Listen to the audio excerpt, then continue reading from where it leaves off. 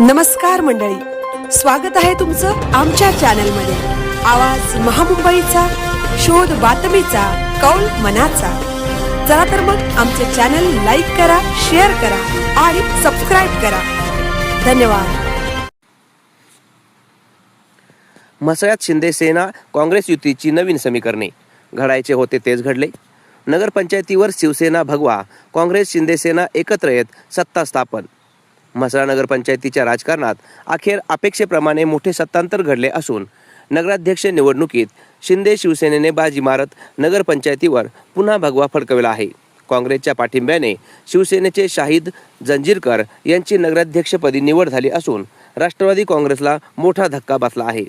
नगराध्यक्षपदासाठी झालेल्या निवडणुकीत शाहिद जंजीरकर यांना 9 मते मिळाली, तर राष्ट्रवादी काँग्रेसचे उमेदवार सुनील शेडगे यांना 6 मतांवर समाधान मानावे लागले। विशेष म्हणजे राष्ट्रवादी काँग्रेसचा आणखी एक नगरसेवक शिवसेनेच्या गोटात गेल्याने तो मतदान प्रक्रियेदरम्यान अनुपस्थित राहिल्याची चर्चा राजकीय वर्तुळात रंगली आहे।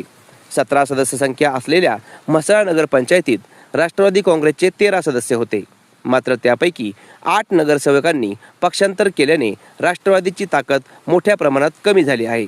दुसरीकडे उद्धव ठाकरे गटातील एका नगरसेवकाने राष्ट्रवादीला पाठिंबा दिला असला तरी काँग्रेसच्या 2 नगरसेवकांनी शिंदे शिवसेनेच्या बाजूने मतदान केल्याने 9 विरुद्ध 6 अशी स्पष्ट मतांची विभागणी झाली। शिंदे सेनेत गेलेल्या माजी नगराध्यक्षा या आधीच अपात्र ठरल्याने त्यांना या निवडणुकीत सहभागी होता आले नाही। गेल्या 9 वर्षांपासून म्हसळा नगरपंचायतीवर राष्ट्रवादी काँग्रेसची एक हाता सत्ता होती, मात्र मंत्री भरत गोगावले यांच्या रणनीतीमुळे या सत्तेला सुरुंग लागल्याची चर्चा राजकीय स्तरावर सुरू आहे।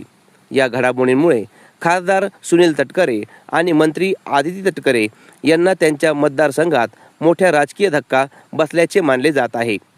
श्रीवर्धन मतदारसंघात शिंदे शिवसेनेची वाढती ताकद आगामी निवडणुकांमध्ये राष्ट्रवादी काँग्रेससमोर मोठे आव्हान उभे करू शकते अशी राजकीय चर्चा सुरू झाली आहे। भविष्यात या मतदारसंघात राष्ट्रवादी काँग्रेस विरुद्ध शिंदे शिवसेना असा संघर्ष अधिक तीव्र होण्याची शक्यता राजकीय जाणकार व्यक्त करत आहेत। नगराध्यक्ष निवडीचा निकाल जाहीर होताच शिंदे शिवसेना आणि काँग्रेस कार्यकर्त्यांनी मोठा जल्लोष करत आनंदोत्सव साजरा केला। फटाक्यांची आतषबाजी करण्यात आली। निवडणूक प्रक्रिया श्रीवर्धनचे उपविभागीय अधिकारी महेश पाटील यांच्या मार्गदर्शनाखाली पार पडली। मुख्याधिकारी विठ्ठल राठोड यांनी त्यांना सहकार्य केले। निवडणुकीदरम्यान कोणताही अनुचित प्रकार घडू नये यासाठी पोलिसांचा मोठा फौजफाटा तैनात करण्यात आला होता। आवाज महामुंबईचा चॅनलसाठी अंकुश गाणेकर, म्हसळा।